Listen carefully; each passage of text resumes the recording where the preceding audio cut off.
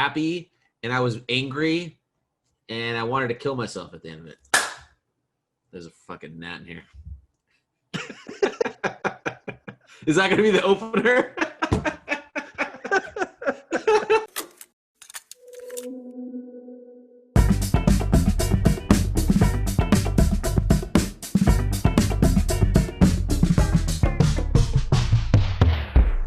Let's start the podcast. Let's do it.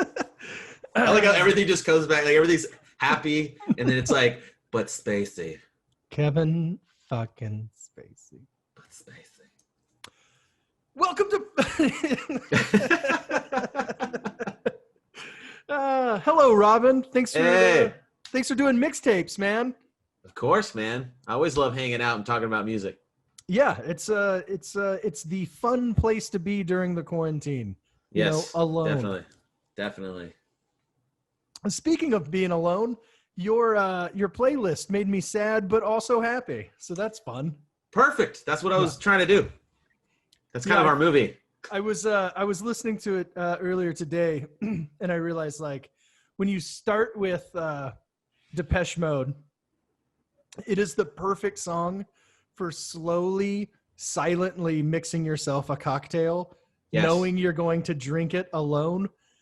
Most likely standing is the impression I got. Like I imagine myself standing in my kitchen, making like a really nice, like thoughtful cocktail. Yeah. The slow twirl.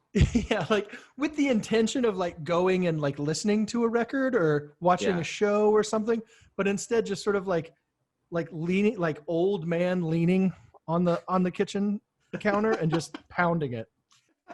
I feel like what you just said was exactly everyone's like first day of quarantine. Right. I'll make the best of it. Yeah.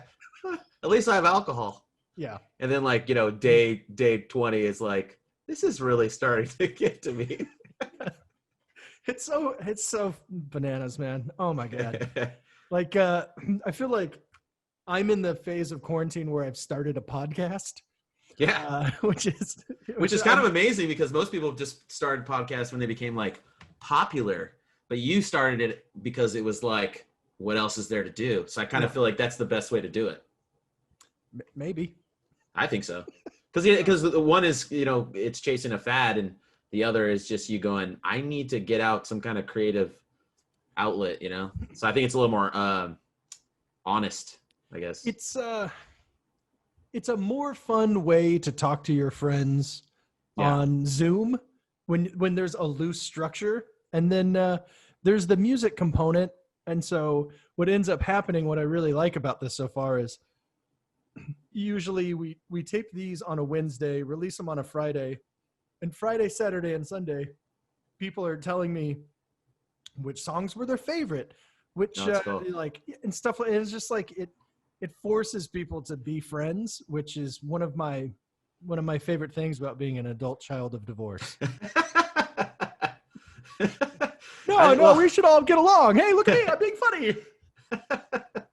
I mean, I did have a couple of friends that we used to do this. Like we used to send each other mixtapes. And it was mostly because we had different tastes in music, but we all kind of gravitated. We kind of liked we wanted to discover new music. So he would I had a friend who would make me a mixtape, and I was like, I never heard of these artists. I never heard of this. And I would get into that. And then I would send him stuff that I don't think he would know. And so it's cool. It's definitely cool. It doesn't need to be that 80s movie where it's like, I made you a mixtape because I love you. It's like, you can send them to your friends, your family. And, I like music, and so do you. Here are some things that I like that I think it would be neat if you liked as well. Yes. And hopefully, hopefully some artists get a little bit of new discovered love and appreciation because most of the time people just don't know about it because they don't know about it. It has nothing to do with them not liking it. They just don't know about it. Right. I think Spotify's done a really good job of like allowing you to sort of seek out things. Yeah. And whatever their algorithm is of like creating your like new daily mix and stuff. I'm not sponsored by Spotify. I actually don't have Spotify. But I do think they do a pretty good job. Like it's pretty easy to find new music that you like. Yeah. Sort of like during a session of passive listening, just throw Yeah. stuff on, and every once in a while you're like, oh, let's put a little heart. You know what's been it That's for my me way. is actually I have the Google or the what is it Google called? Play, The Google Home, Music. Google Home. Mm-hmm.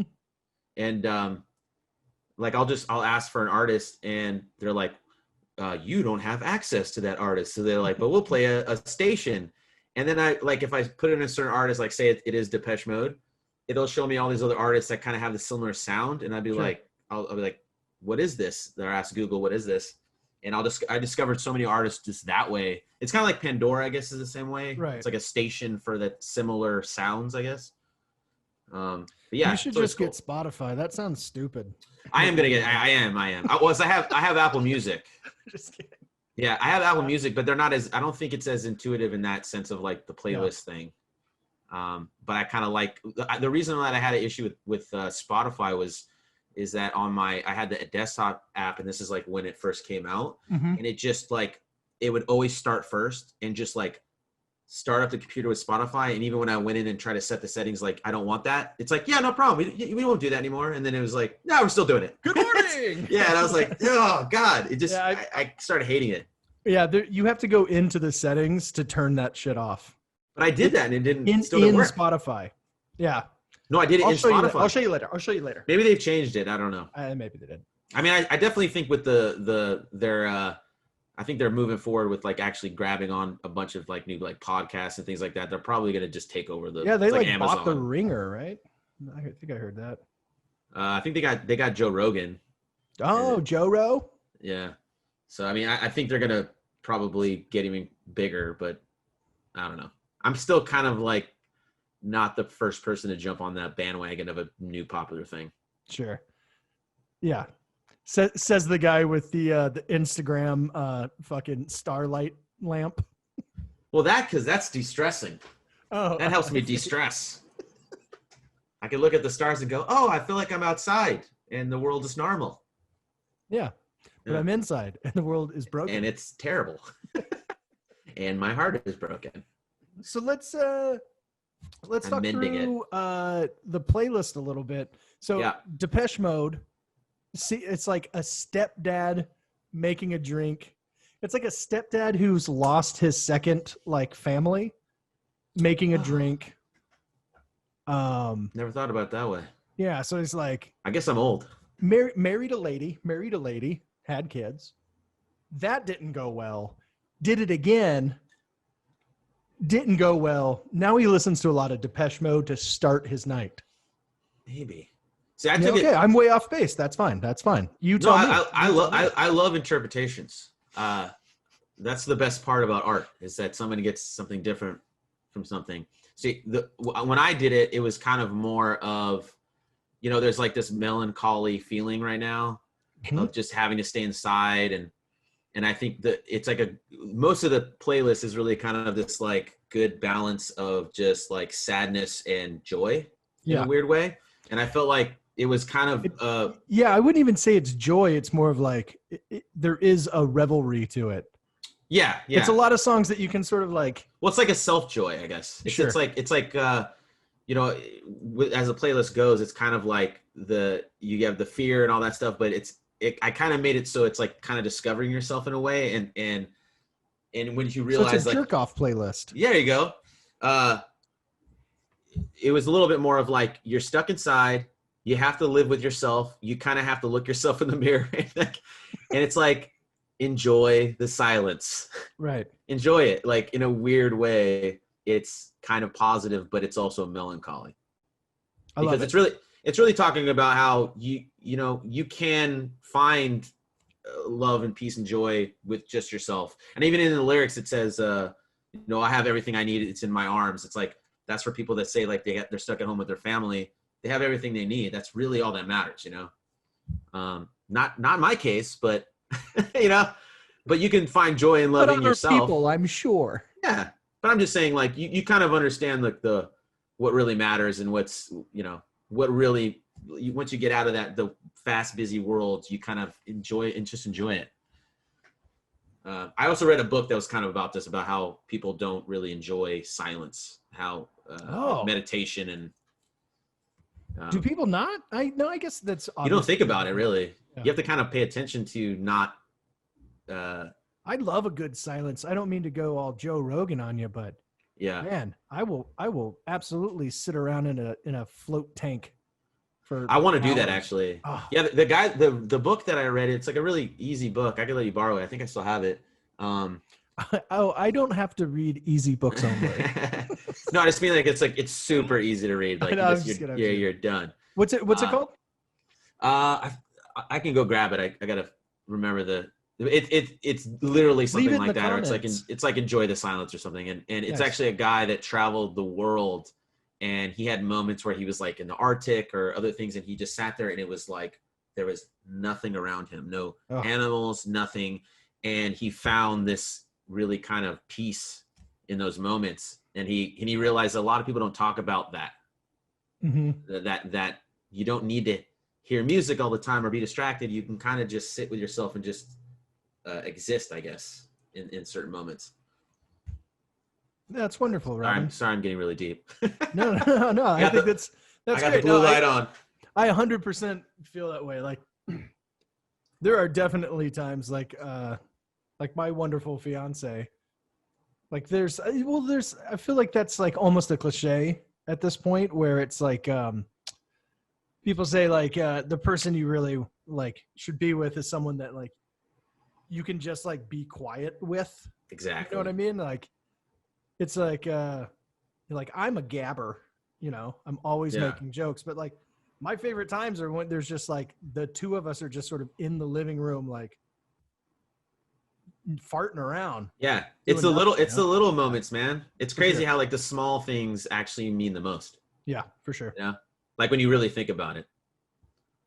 But yeah. That's kind of why I picked the song. It was kind of like gear up, get to know yourself, enjoy it, enjoy the silence. It doesn't need to be a negative thing, I guess. Right. That's good, man. You really pulled a theme together. It's like I tried to. It's a Home Alone house party. Yeah. I try to make it fun, but I also try to, I was also trying to keep with the theme of our film. It's like it's got a good balance of humor and really sad kind of human heavy shit things. Yeah. That we all go through. Yeah, that's I would have been totally fine if you just would have put all of the songs from the movie onto the playlist. Yeah, right. It would have just been like just a huge shout out to Neanderthal. Yeah. Like I definitely had to put one in there. Yeah. I think, and I had to pick the theme of Harper, Allison Flanagan's character Harper, when she literally is alone drinking. Like that has to be the song. Yeah, it's pretty cool. And it's called Breaking Away. It kind of just fit, like it's like breaking away from society. Well, I love that the playlist, it's definitely like one of the things I like to do, I like to think of these as episodes. Each playlist has a little episode. Yeah. Because you can do I encourage people to do like active listening, where you sit down, because when I was a kid, and I think probably when you were a kid, because we're similar aged, there was like, you would just buy an album and you would sit down and you would press play.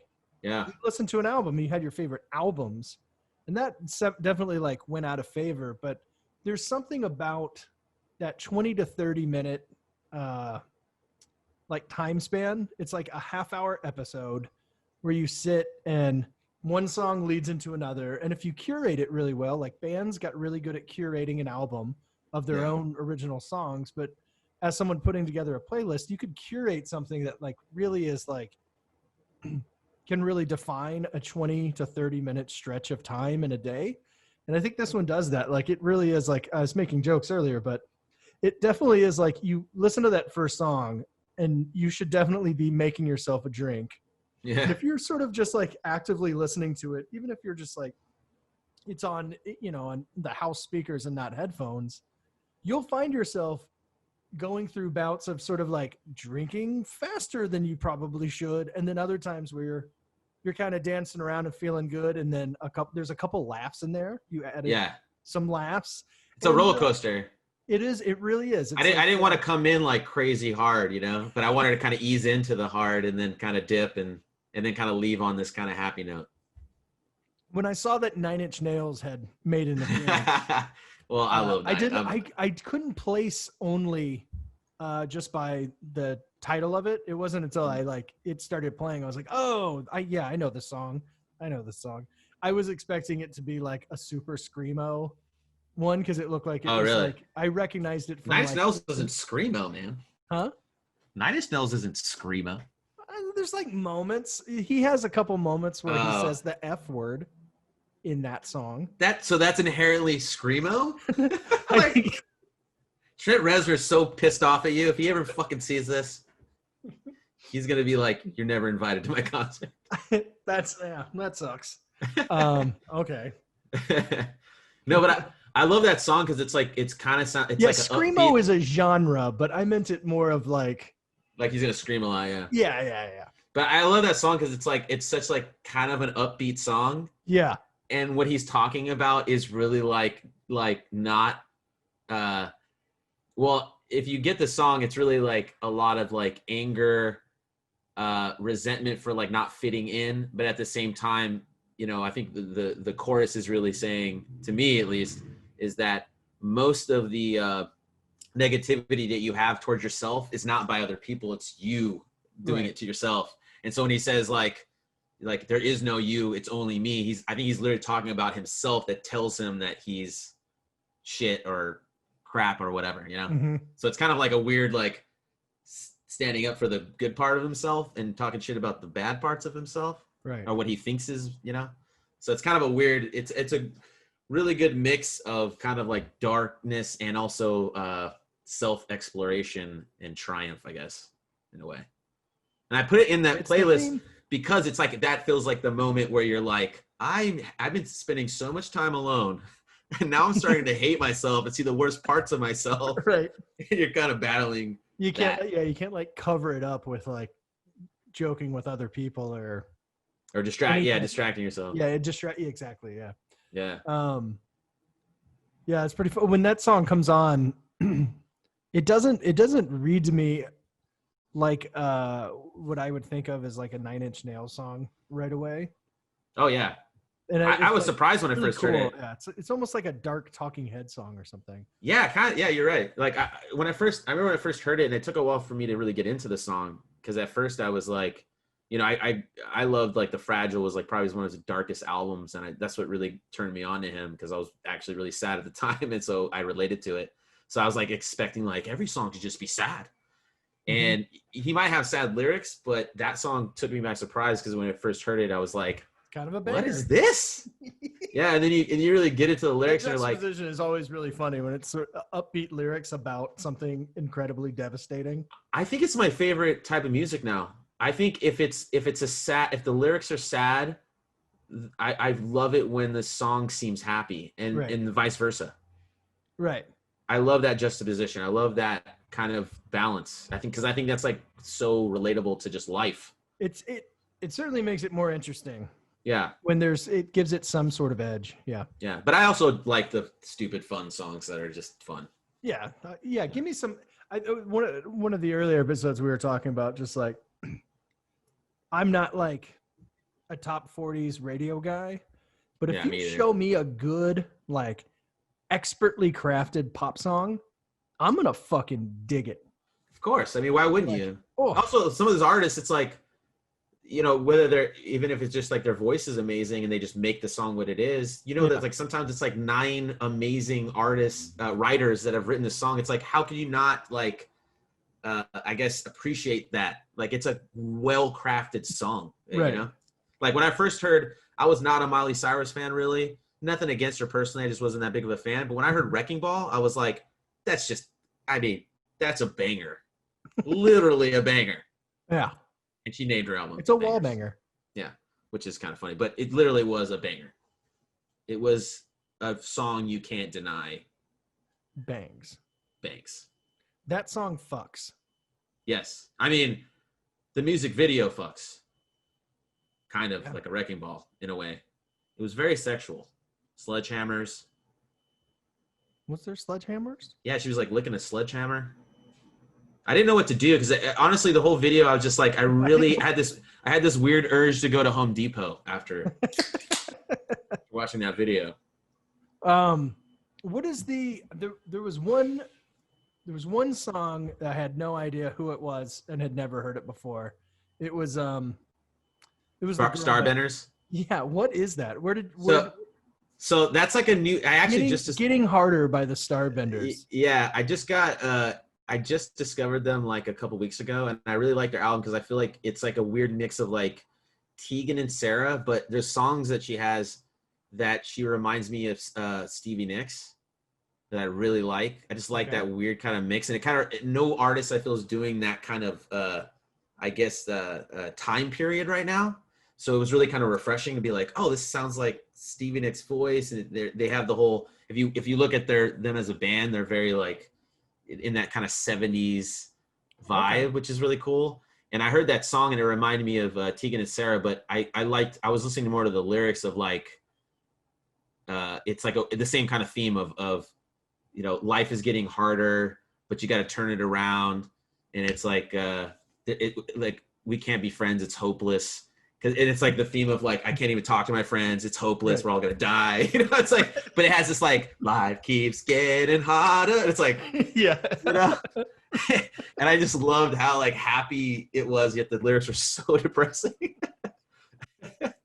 And I don't know, it reminded me of Tegan and Sarah a little bit. Their kind of older stuff, which I really dug. Mm-hmm. Yeah, I don't know. I kind of threw that one in as like kind of a bit of a wild card. Yeah, it was fun. It fits in with everything else. It's really funny that it's like it's before Neanderthal and right after Nine Inch Nails. Yeah, honestly, it was really hard to figure out where, because I didn't want to have like two songs that sounded too similarly. So I was trying to like do the roller coaster. So I was like, well, I can't have, you know, Idols right next to like a Rocky song like that, or Idols that's a tough song, man. You have to know the band. And you have to have seen them live. They're phenomenal, dude. Phenomenal live band. Interesting. So fun. One of the funnest bands I've ever seen live. It definitely, like, I was listening to it and was like, this probably isn't quite my bag. And then I pulled up the lyrics. And I'm just like reading along the lyrics as he's singing them. I'm cracking up. That's so good. It's really like the all the cliches. Like, how do you like them cliches?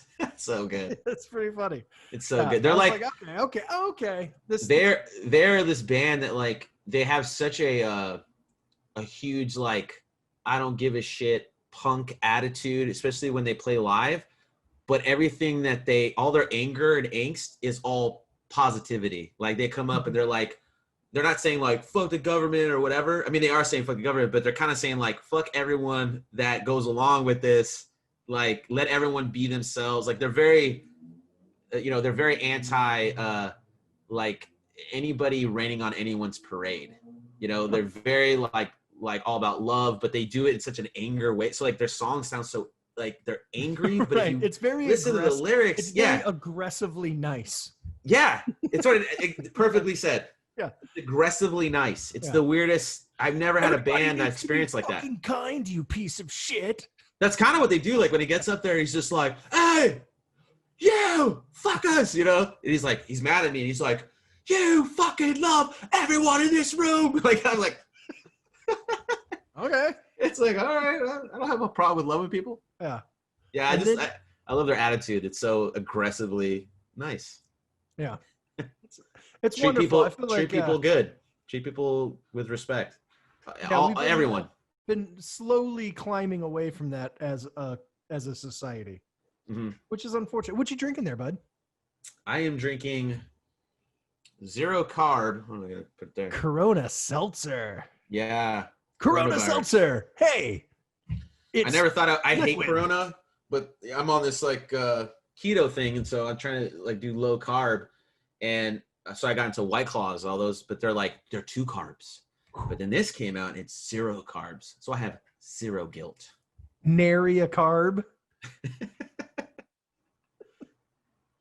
Yeah, that should be their thing. Nary two carbs. Ridiculous. 2 carbs, lame. Yeah. Or it's actually it'd be really funny because you have to do the meme of like 2 carbs, hold my beer, but it's got to be like hold my seltzer. Let me show these guys. Yeah, I love all of those like the diet beer and seltzer stuff. It's always somehow it's 2020 and it's still like a guy and a girl rollerblading through an office park. What are you doing? Right? Does that check out? I feel like that's I haven't seen a commercial for Corona Zero or seltzer or whatever the fuck it is. Yeah. But I guarantee you that guy's wearing elbow pads and he is zooming through an office park on blades. I'm not lying. When I go in and I buy these, I'm not particularly proud of myself. Growing up, I get all of my White Claw delivered. Yeah. And I'm like, hey, Lauren, the White Claw guy's here. Would you go get that, please? Just so I can escape ridicule. It's for a lady. Man, but I mean, when you get kind of older and you realize like you can't handle the beer too much anymore. Yeah. It's kind of a lifesaver if you still want to like drink a little bit. Yeah. Yeah. I will drink a Coors Light or two, but if I'm going to drink, because I think that's whiskey, man. Exactly. It comes with the age. It's like, I'm going to pay for it anyway. I'm going to have 2 glasses of whiskey and I'm going to feel warm for 6 hours. It really? 2 glasses keep you warm for 6 hours. Well, then I usually. That's a blessing, my friend. Yeah, I don't know what I'm talking about. I usually drink like 4 or 5. I'm sorry. Yeah, I was like, you're lying. Just tell the truth. That's my problem. That's the reason why I don't. That's the reason why I'm drinking these, because pint glasses. Like if I don't drink these and I drink whiskey, it's like I've gone through the same amount of these, and I'm wasted. Yeah. These are 4.5. I could handle, like, it's like kind of a light little buzz. Mm-hmm. And it feels like you're just drinking soda water, so it's not like that big of a deal. But whiskey, that just. How many carbs are in whiskey? Do they have a zero. Corona whiskey? It's 0 carbs. Oh, that's wonderful. Yeah. But it's the same thing with wine too. Like I like wine, but I can only have like a glass. If I have a second glass, I'm just drinking the whole bottle. Because it's 13%. 1 glass. It's delicious. It's very high in alcohol. Yeah, which is delicious. Yeah. No, it's delicious, but you got to watch yourself with that stuff. It's like, that's what the movie talks about. It's like, how many do we need to have here? Should we stop? We should probably stop. Yeah, our little film, it's getting a drive-in premiere. How sweet is that? I'm stoked, man. People get to come out and watch a movie. Yeah. But also not be around people, but also be around people. Fucking amazing. Yeah.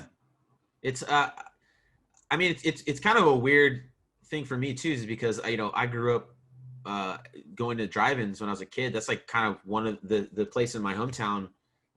Really, it's I would say that was probably the most the love of film came from that, was going to that drive-in and seeing double features as a kid with my family. So drive-ins really have like a special place in my heart. So it's really cool to like. How old are you? I'm old, man. I just turned 40. So. Oh, that's not that old. I thought drive-ins were all gone by the time we were of age to go see a movie. Well, I'm talking about like one of my younger years, like all the way up to, I think it was still going until I was like 10 or 11, but we went like almost every weekend. Like literally probably once a month we would go see a double feature. So I grew up, like that's where I got my love for film, was at drive-ins and double features. That's awesome. Yeah, I've never been to a drive-in before. And I grew up in like below Nashville. You'd think there would be a drive-in theater there, like a relic of a simpler time, but I think when did you move to LA? I don't remember. Like 7th grade, I think, and then back again. Then no, that can't be right. Yeah, something like that. Around 7th grade. Were you living in Santa Clarita, or didn't you go to high school? Santa Clarita, yep. And then we were here for the Northridge earthquake. Oh, you were here? Yeah, I came after. Our house fell down. Oh wow. It didn't fall down. It got condemned. Everything inside of our house was destroyed, though. The house was red tagged. We moved back to Tennessee and then back again, and I've basically been here since with a couple of stints around. But because I came, we met in college, and I came in 2000, and they were like already, fixing things up, and I just heard all the stories. I wasn't here. Yeah, it was like 94, I think. Yeah. Was it 94? Yeah, I think so. Yeah. So, but when I came in 2000, they were still trying to fix things. That was 6 years later. Yeah. That's how crazy it was. Shit fell down, dude.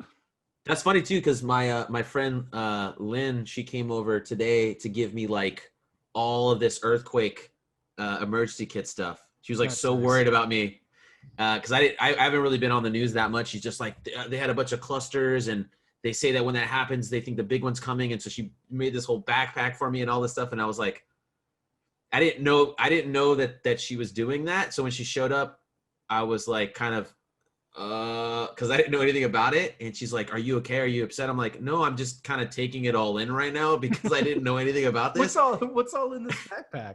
Because I'm already like dealing with just 2020 in general, and now it's like another thing. I'm like, now we're gonna have a massive earthquake. Like, fuck everything. Yeah. Like, not for me. I don't like it. Let's go to Mars. And then Bob's Over Baghdad. Yes. That's a great one.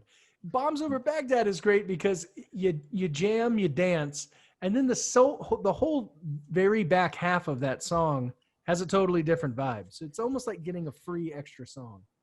Yeah, I felt like, well, first of all, that song in general just makes me happy when I hear it.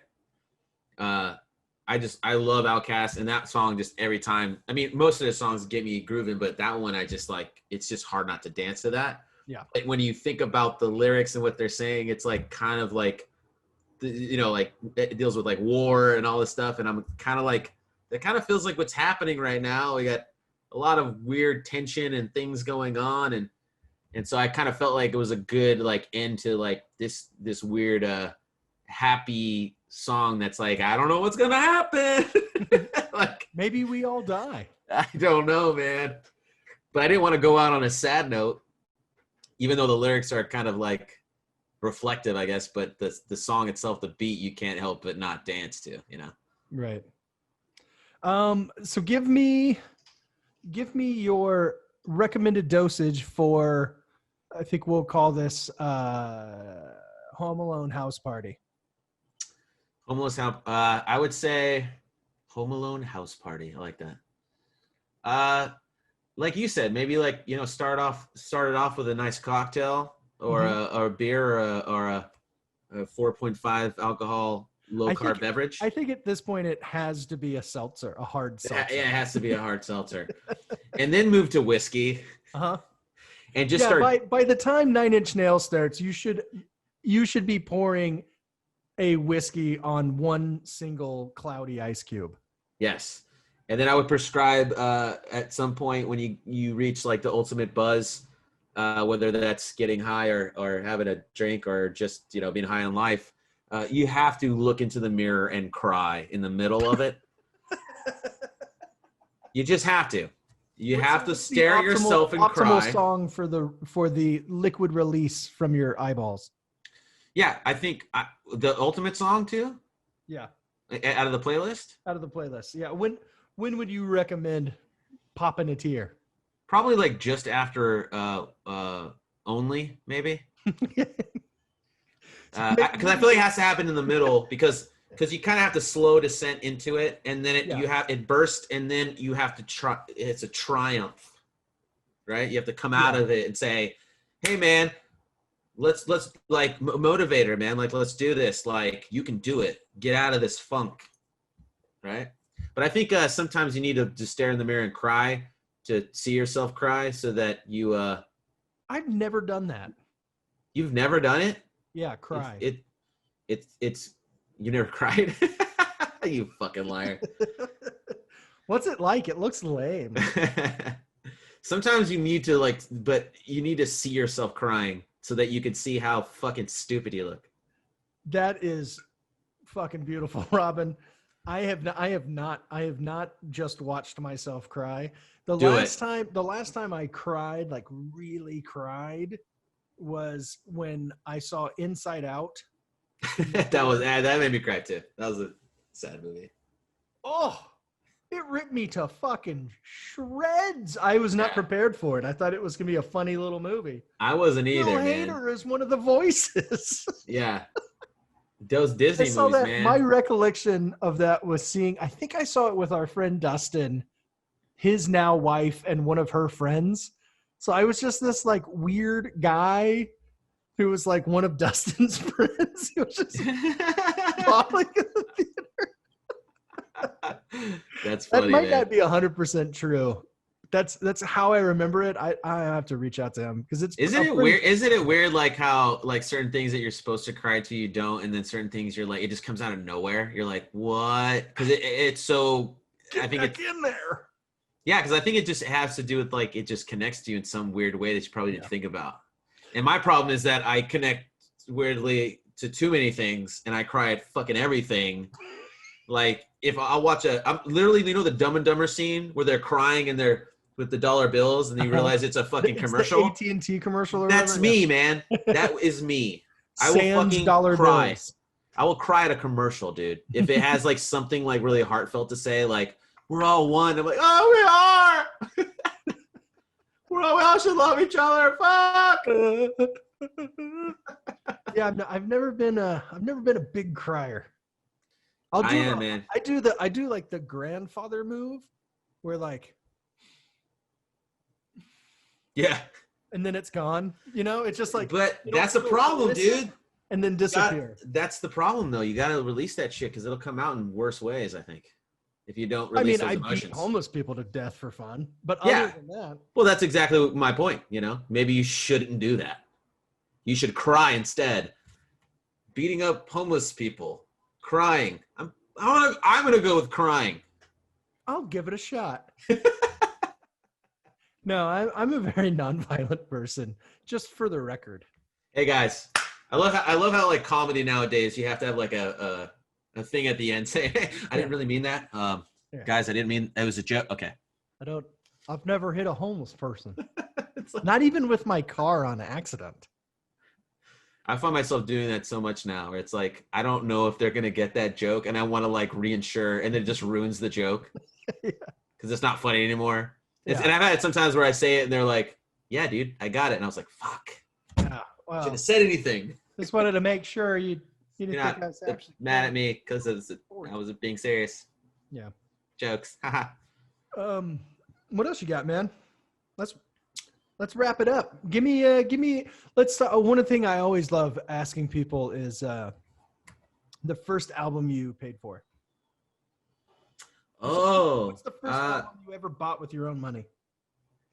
Actually, the first album I ever bought, and it's probably why I have such a deep love for this band, no matter if they make terrible albums, and they've made some good ones, but some really bad ones too, is the first album I ever bought on my own. My parents. Weezer. Yep. Nice. How did you know? Is that yours? That's a perfect description of Weezer. Yeah. My parents got me for Christmas my first CD player. Uh-huh. And that was like the first album I wanted to get. Rectangle? It was like a little tower thing. Yeah, oh yeah. Cool. And that was the first album I was like, because I was so into like Buddy Holly. And I was like, I gotta get that album. And when I listened to the album, I loved all the other songs like even more than Buddy Holly. Yeah. It's kind of the same thing with Eminem when he came out and he was just like, I hated that song. Like Slim Shady, whatever. But I heard the whole album was like, this guy's amazing. But that was like the worst song on the album. It was like his first single. But yeah, that was the first one. It was like really special for me. Yeah, the Blue Album. I still listen to that a couple times a year. I listen all the time. Yeah. I don't. What's your favorite song though? Favorite song on that album? Impossible to say. I listen to it as an album. Yeah. No, it is. It actually is a perfect. Say It Ain't So is a karaoke go-to for me. Yeah. That's a fun one because you get to get loud and like do funny things. Like during like there's a guitar solo that you can air guitar. Yeah. That's a lot of fun, kids. Well, I think the whole album for me was great, but I think what it really like solidified it for me and it cemented it for me was the last song, which was Only in Dreams. That build up, oh man, that slow build up to the crescendo, it gets me every time. Toenails into 1,000 pieces. Yeah, I think that was the song that really showed me like there's a lot of depth to this. At least Rivers, I feel like there's a lot of depth to this guy. It's not just like fun songs. It's like this guy's kind of sad. And then Pinkerton came along. It was like this is showing him how sad he is. Yeah. And that was like a masterpiece in my opinion. Yeah, I love Pinkerton. Yeah, I think Pinkerton for me is their best album. Mm-hmm. But the Blue album is just there's just a place in my heart for that one, just because like you said, it's my first album. Yeah, that's awesome. Yeah. What about? All right. No, I think we've covered all of our bases. You don't want to hang out with me anymore, man? I'm going to hit stop and then we can continue. I want to show you some of my guitar stuff. Yeah, dude, show me. You want to, wait, should we say anything about the film and the promotion and the date and everything? No one's going to watch this. Damn